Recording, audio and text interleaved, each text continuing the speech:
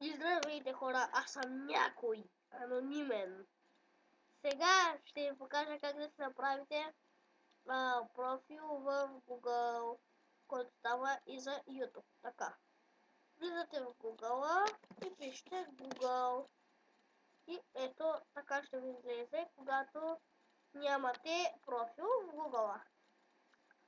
Натискате вход. Така. Създайте профил. И пишете името.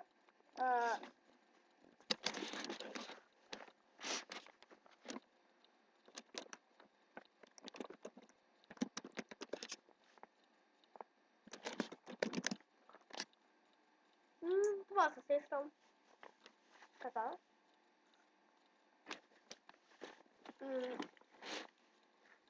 Потребителското си име.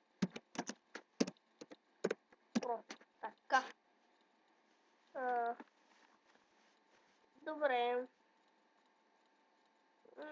Иван Про 424. Добре. Създавате парола.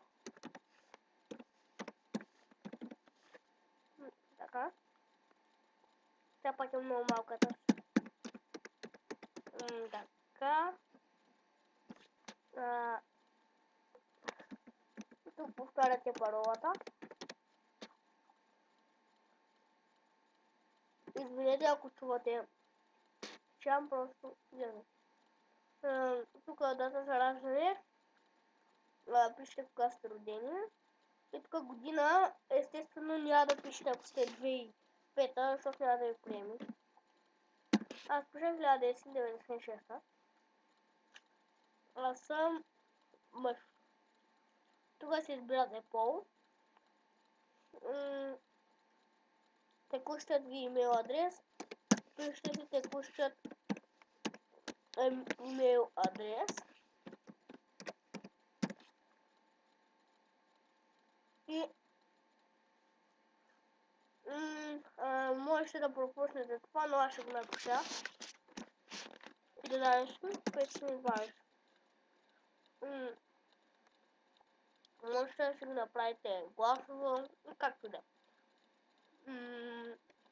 Местоположение, къде се намирате.